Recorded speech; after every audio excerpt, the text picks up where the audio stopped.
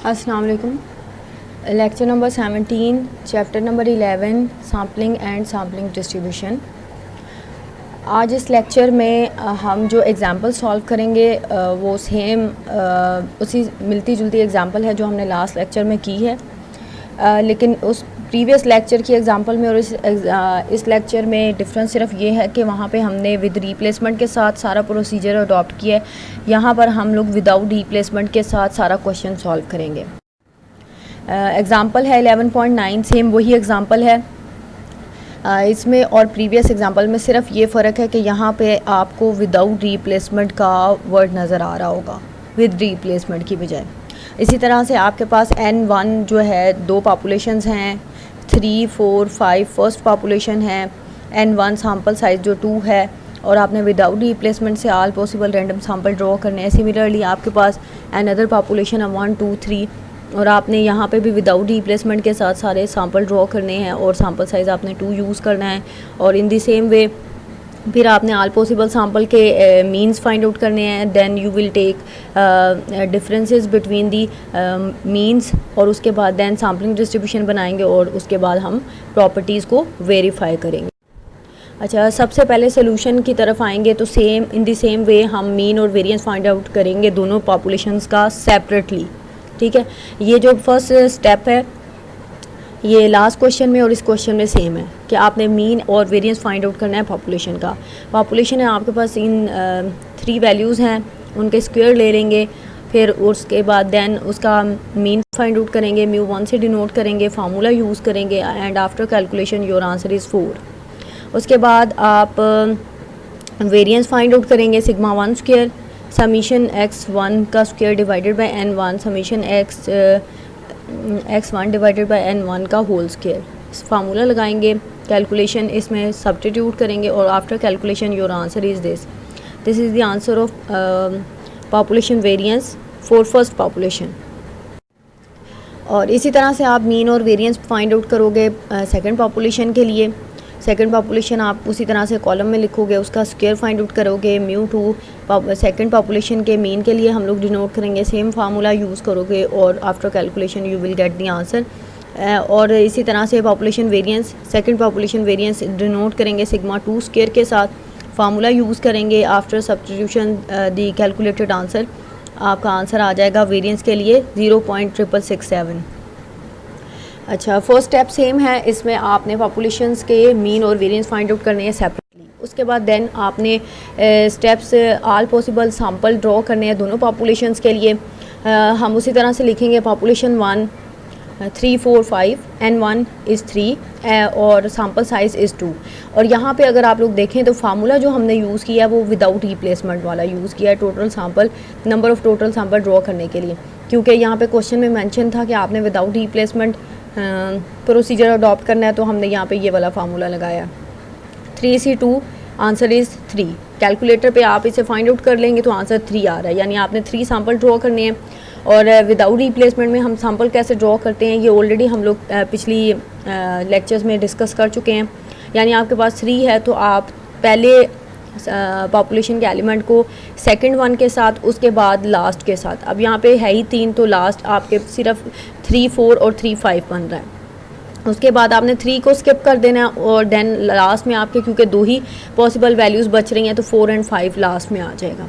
उसके बाद आपने इसका मीन फाइंड आउट करना है। मीन फाइंड आउट करने का वही तरीका है कि दोनों वैल्यूज़ को आप ऐड करेंगे और 2 पे डिवाइड कर देंगे, यह आपका अरिथमेटिक मीन का आंसर आ जाएगा फर्स्ट पॉपुलेशन के लिए। In the same way second population की आपकी ऑब्जर्वेशन या आपकी वैल्यूज़ जो हैं 1, 2, 3 हैं। Size of second population is denoted by capital N2 that is 3 और sample size N2 which is given in your question. और अगेन हम लोगों ने यहाँ पे विदाउट रिप्लेसमेंट का फार्मूला यूज़ किया है टोटल नंबर ऑफ़ सैम्पल निकालने के लिए। और 3C2 कैलकुलेटर पे सॉल्व करेंगे तो आपका आंसर आ रहा है 3। अच्छा, यहाँ पे भी हम सेम वही सैम्पल ड्रॉ करने का तरीका यूज़ करेंगे। फर्स्ट एलिमेंट इज़ 1 को अब 2 के साथ लिखेंगे और देन 1 को उससे नेक्स्ट जितने भी एलिमेंट आएंगे उनके साथ लिखा जाएगा। अब यहाँ पे हम सिर्फ 2 वैल्यूज़ इसलिए ले रहे हैं क्योंकि sample size 2 is given in your question. So 1 is repeated with 2 and 1 is also repeated with 3। उसके बाद आपने 1 को क्रॉस कर देना है लास्ट में, क्योंकि आपके पास सिर्फ 2 ही वैल्यूज़ बचती हैं तो लास्ट सैम्पल इज़ 2, 3 वो आपका आ जाएगा। इन द सेम वे आपने x बार 2 यानी सेकंड पॉपुलेशन के ऑल पॉसिबल सैम्पल के अरिथमेटिक मीन फाइंड आउट करने हैं। वो भी सेम तरीका है कि आपके सैम्पल में जितनी वैल्यूज़ होंगी उनको ऐड करके उनकी तादाद पे डिवाइड कर देंगे तो वो आपके एवरेज आ जाएंगे।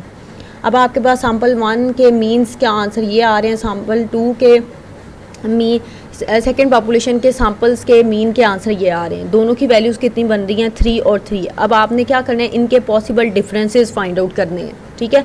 और ये ऑलरेडी अरेंज फॉर्म में है तो हम इन्हें ऐसे ही अरेंज फॉर्म में अपने टेबल में इसको लिख देंगे। उसके बाद all possible differences of 2 sample means are, हमने डिफरेंसेस लेने हैं कैसे, x1 बार माइनस x2 बार। x1 बार हम हॉरिजेंटल कॉलम में अरेंज कर लेंगे, जो आपके मीन्स थे 3 आंसर थे वो हमने अरेंज कर दिए हैं। और x2 बार जो है सेकंड पॉपुलेशन के ऑल पॉसिबल सैम्पल के जो मीन आ रहा था वो आपने वर्टिकल कॉलम में लिख देना है। ये कॉलम में आपने इसको अरेंज कर दिया और ये जो इनर सेक्शन बन रहा है ये डिफरेंसेस का बन रहा है। डिफरेंस कैसे आएगा, आपने x1 बार के एलिमेंट को हम फर्स्ट पे रखेंगे, 3.5 माइनस 1.5, 2 आंसर आ गया। 3.5 माइनस 2 करेंगे तो 1.5 आंसर आ जाएगा। उसके बाद 3.5 माइनस 2.5 करेंगे तो 1 आंसर आ गया, ठीक है। सिमिलरली 4 को इन सारी वैल्यूज़ में से माइनस करेंगे तो ये आपका कॉलम बन जाएगा। और उसके बाद 4.5 में से ये सारी वैल्यूज़ आप माइनस करेंगे तो ये कॉलम बन जाएगा। अगर आप अंदर इस टेबल के इन साइड में देखें तो आपकी value lowest value is 1 and the maximum value is 3। तो आप 1 से लेकर 3 तक की वैल्यू लिख लेंगे कॉलम में इसलिए लिखेंगे क्योंकि आपने सैम्पलिंग डिस्ट्रीब्यूशन बनानी है x1 बार माइनस x2 बार की डिफरेंसेस की आपने सैम्पलिंग डिस्ट्रीब्यूशन बनानी है। तो इसमें पॉसिबल वैल्यू 1, 1.5, 2, 2.5 और 3 आपने लिख दी।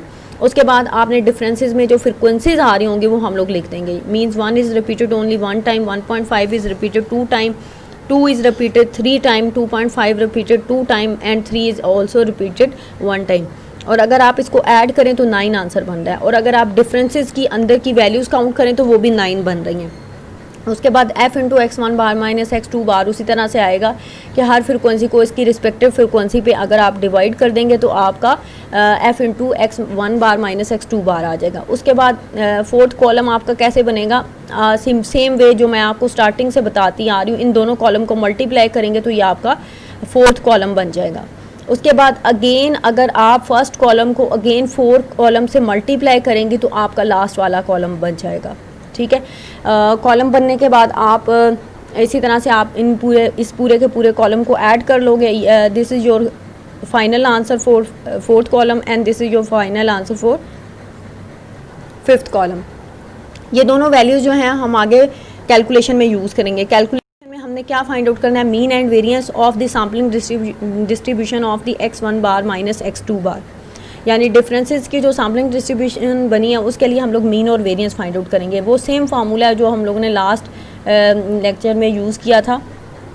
इसे हम लोग डिनोट करेंगे म्यू और सबस्क्रिप्ट में डिफरेंसेस आ जाएंगे और इसका फार्मूला सेम वो जो हमने लास्ट लेक्चर में यूज़ किया था। और this is the column total of fourth column का ये टोटल है, इसको डिवाइड किया तो 2 आंसर आ गया। इसी तरह से पॉपुलेशन वेरिएंस सैम्पलिंग डिस्ट्रीब्यूशन का वेरिएंस का फार्मूला सेम वही यूज़ करेंगे। इसमें आप अपने कैलकुलेटेड आंसर सब्स्टिट्यूट करोगे तो ये आपका आंसर आ जाएगा।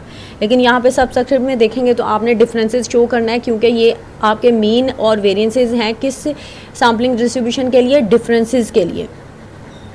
उसके बाद लास्ट में आपकी प्रॉपर्टीज़ की वेरिफिकेशन आ जाती है। First property verification is the same as we have done in sampling with replacement, ठीक है। Mu x1 bar minus x2 bar is equal to mu 1 minus mu 2। Mu 1 answer is 4, mu 2 answer is 2। इन दोनों को हम लोगों ने subtract किया, answer is 2 which is equivalent to the mean of the sampling distribution of the differences.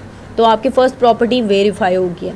अच्छा, second property is about variances और इसमें और लास्ट जो हमने लेक्चर लिया था उसमें इन दोनों की प्रॉपर्टीज़ में डिफरेंस आ रहा है। डिफरेंस कौन सा आ रहा है, अगर आप लोग देखें तो ये एक फैक्टर जो है एक्स्ट्रा फैक्टर इसके साथ हमने ऐड किया है।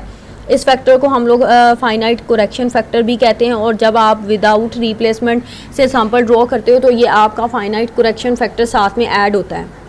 उसके अलावा इस फार्मूला में कोई डिफरेंस नहीं है, वो फार्मूला सेम है जैसे हम लोगों ने लास्ट लेक्चर्स में विदाउट रिप्लेसमेंट में सिंगल पॉपुलेशन के लिए डील किया था। तो वहाँ पर ये फाइनाइट करेक्शन फैक्टर आ रहा था, लेकिन वहाँ पे सिंगल पॉपुलेशन थी तो जस्ट ये आपका प्लस से पहले वाला पोर्शन आता था। अब यहाँ पे क्योंकि दो पॉपुलेशंस हैं तो दोनों पॉपुलेशंस के लिए वेरिएंसेस और साथ में उनके फाइनाइट करेक्शन फैक्टर भी आएंगे। इन सब में आप वैल्यू सब्स्टिट्यूट करोगे तो after calculation your variance answer is 0.333 which is the equals to the variance of the sampling distribution of differences. तो आपकी सेकंड प्रॉपर्टी भी वेरीफाई हो गई है, ठीक है। उसके बाद होमवर्क में आप लोगों को एक क्वेश्चन दे रही हूँ, ये क्वेश्चन इसी टॉपिक से मैच कर रहा है, तो आपने एज अ प्रैक्टिस जो है इस क्वेश्चन को सॉल्व करना है।